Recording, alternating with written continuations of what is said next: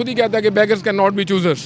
तो हम फ़कीर हैं, तो फ़कीर का मुकाबला एक तरक्की करते हुए मुल्क के साथ नहीं हो सकता। काफ़ी लोग हैं जो यहूदी लोग हैं वो सब इकट्ठे हैं और मुसलमानों को ने काट काट कर ऐसे बिखेर रहे हैं। जब वो इकट्ठे हैं हम बिखरे हुए हैं। क्योंकि जो इंडिया है now he is the economic power of the world, ठीक है। तो इंडिया को इग्नोर करना, क्यों ये जो है ना, no it's not an easy. Narendra Modi उस वक्त स्ट्रांग हुआ है जब पाकिस्तान से इमरान खान को निकाल दिया गया। उससे पहले भी तो आप उससे पहले नरेंद्र मोदी स्ट्रांग नहीं था। तो अपनी ईमान की ताकत को इस्तेमाल करो, कुछ तो अल्लाह पर तवक्कल करो, सब हमारे जूती के नीचे आ जाएंगे। जब तक एक मुसलमान जिंदा है दुनिया में, कायनात ये जब तक बरकरार है।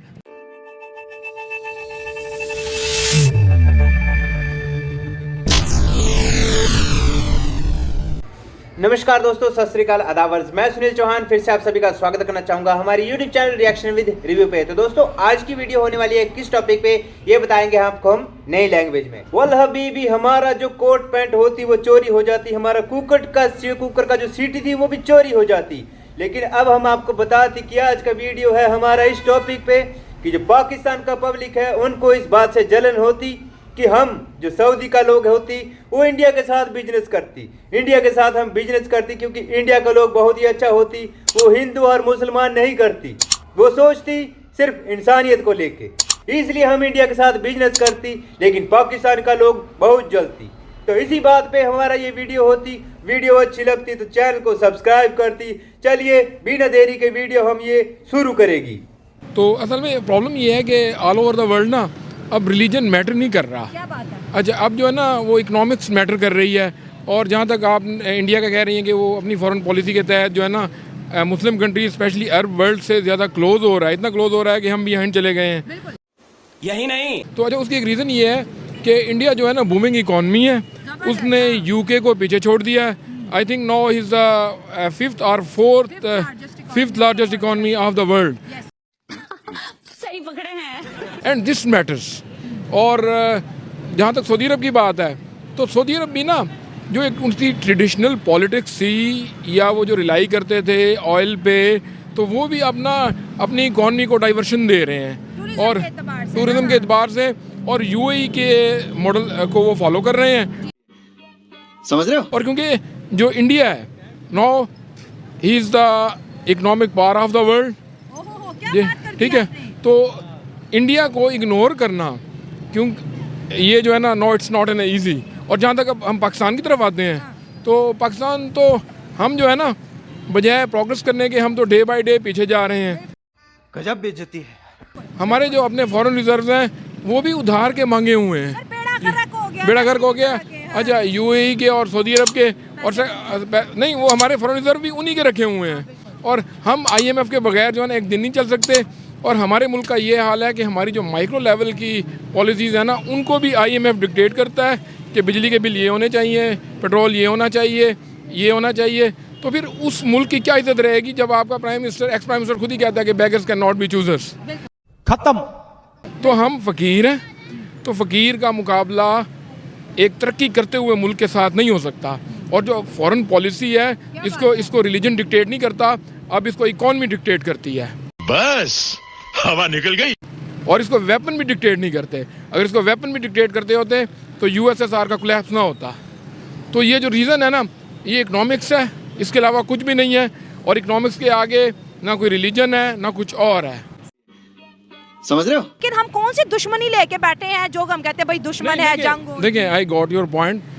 ये 2-3 डेकेड्स पहले की बात है। अच्छा। कि जब इंडिया हमें अपना दुश्मन तस्लीम करता था। अब हम 100 मर्जी कही जाएं, वो तो हमें तस्लीम ही नहीं करता। हाँ। तो रुको जरा। वो तो बल्कि मोदी ने अपनी एक प्रेस कॉन्फ्रेंस में कह दिया और उनके एक मिनिस्टर ने भी कह दिया कि पाकिस्तान छोड़ो, वो तो भिखारी मुल्क है, तो वो तो कशगोल लेके आईएमएफ उनके आगे फिर रहे हैं, हमारा उनसे कोई मुकाबला नहीं है। क्या गुंडा बनेगा रे तू। वो तो देख रहे हैं चीन की तरफ कि हमने उसको कम्पीट करना है। तो हम जब तक अपने पाँव पे खड़े नहीं, हम तो अपने बेसिक मसाइल हल नहीं कर सके। हमें तो ये भी नहीं पता कि हमने इलेक्शन 3 माह में कराने हैं, 60 डेज़ में कराने हैं। हमें अपने फॉर्म ऑफ गवर्नमेंट का कोई नहीं पता। हमारा तो हाल ये है कि हमारी जो जजमेंट सुप्रीम कोर्ट की आज कुछ होती हैं, कल कुछ होती हैं। बेकार है भैया, मैं तो टूट गया। एक लेकिन सऊदी अरब खुद को मॉडर्नाइज कर रहे हैं। बहुत गलत है, क्योंकि सऊदी अरब या तो अमेरिकन रूल्स के मुताबिक चले, तो ये तो इस्लाम की दावत नहीं दे रहा, ये तो इस्लाम की दावत के नाम पे मुल्क खड़ा हुआ है ना, ये बड़े अफसोस की बात है। अच्छा, मैं नहीं मानता।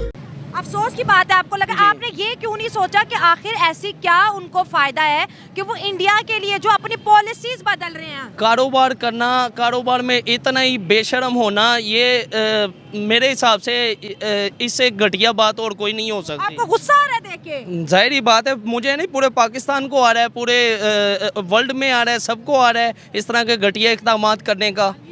कंट्रोल। उनकी दोस्ती भी तो देखिए रूज पे है ना, एक दूसरे को भाईजान बोलते हैं वो, और नहीं। हमें कहते हैं कि भाई वो फलाना नॉन मुस्लिम है, उससे दोस्ती ना करो। इन्होंने वैसे भी इस्लाम के नाम पे, फ़लस्तीन पे वैसे भी हमें लड़ा रहे हैं, ठीक है, अच्छा। और खुद इस तरह के इक़दाम कर रहे हैं हिंदुओं के साथ या दूसरे जितने भी गैर मजहब से हैं, हाँ। तो ये बहुत ही नामुनासिब और घटिया बात है। रुको जरा। देखें, इंडिया गैर मुस्लिम हमारा दुश्मन है, इंशाल्लाह हमारी ज़िंदगी रहे, अगर हमारी ज़िंदगी हो, हम कहते हैं कि मैं मुसलमान हूँ, अहले हदीस हूँ, और अहले सुन्नत जमात का हूँ और मुस्लिम हूँ। आप कह रहे हो हमारा दुश्मन है, तो बाकी इस्लामी कंट्रीज तो उसको भाई बोल रही हैं, उनको सबसे ज़्यादा जो है उनके जो प्राइम मिनिस्टर है मोदी साहब को सबसे ज़्यादा जिसे बोल रहे हैं हाई सिविलियन अवार्ड से नवाजा जा रहा है, वहाँ पर तो सियासत चेंज हो रही है। मजा आया। ये देखें, बात पता क्या है, जो हमारे मुल्क में अच्छा तरीका यूज़ करता है उनको हम आगे नहीं आने देते, वो चाहे लब्बैक वाले हैं, चाहे वो नून लीग है, चाहे पीटीआई है, या कोई भी है। कि हमारे अंदर जब ईमान की ताकत ही नहीं है तो दुनिया तो हमारे ऊपर जुतिया में तो मारेगी।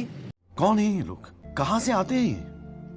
हमें अपने ईमान को तो अपना सलामत आपको क्या कहते हैं, सऊदी अरब के अंदर ईमान की ताकत नहीं है? लेकिन वो पाकिस्तान की तरह ही है, सिर्फ लफ्जी अमली कहाँ हम कर रहे हैं, अमल हम क्या कर रहे हैं। मैं माइक पकड़ती हूँ। हाँ। बात पता क्या है, ये जितने ममालिक है मुस्लिम, ये शुरू से गद्दारी करते आ रहे हैं, ठीक है। मैं किससे गद्दारी की है? किससे गद्दारी की है? देखिए, दीन के मुताबिक यहाँ पे हमारे मुल्कों में जो है ना, इस्लामी मुल्क जितने भी हैं, इनमें इंसाफ नहीं है, अच्छा, ठीक है। मैं चाहता हूँ कि चाहे वो कोई भी है, जैसे सऊदी अरब की तो बात ना करे, वहाँ पे तो बड़ा इंसाफ है, चोरी करो हाथ काट दिए जाते हैं, कत्ल का बदला कत्ल, दांत का बदला दांत है। लेकिन आप देखिए उनकी जो मोहब्बत है इंडियंस के लिए वो बहुत बढ़ती चली जा रही है। सबसे ज्यादा हज करने वाले मुसलमान इस दफा इंडिया से जा रहे हैं। शाबाश जी।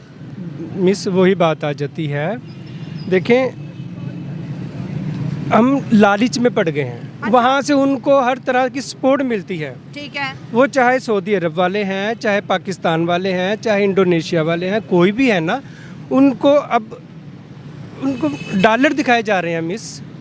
मतलब कि सऊदी अरब को पैसे की लालच है इंडिया से। जाहिरी बात है, बहुत सी लालच है, खाली पैसे की लालच नहीं है। अच्छा, वल्लाह इसी बात पे पाकिस्तान के लिए एक कहावत में बोलेगी, और वो कहावत होती कि घर में खाने को दाना नहीं, हम तुम्हारे मामा नहीं। ये होती पाकिस्तान की हालत। और सऊदी अरब की बात करें तो इंडिया के साथ उनका रिलेशन और भी आगे बढ़ेगी। तो सऊदी अरब एक बहुत ही बढ़िया कंट्री है जो कि इंसानियत देखती है, ना कि धर्म। तो इसलिए यहीं पे ये वीडियो खत्म करेंगे दोस्तों। वीडियो अगर अच्छी लगी हो तो प्लीज़ यार चैनल को सब्सक्राइब करें, वीडियो को लाइक शेयर और कमेंट करना बिल्कुल ना भूलें दोस्तों। और रही बात इंसानियत की, तो इंसानियत को प्रेफर करें, इंसानियत को आगे रखें, धर्म को बिल्कुल भी ना देखें दोस्तों, क्योंकि धर्म हमेशा ही लोगों को बांटता है, वो कभी आपको आगे नहीं बढ़ने देता। मिलते दोस्तों अगली वीडियो में, तब तक के लिए जय हिंद, जय भारत।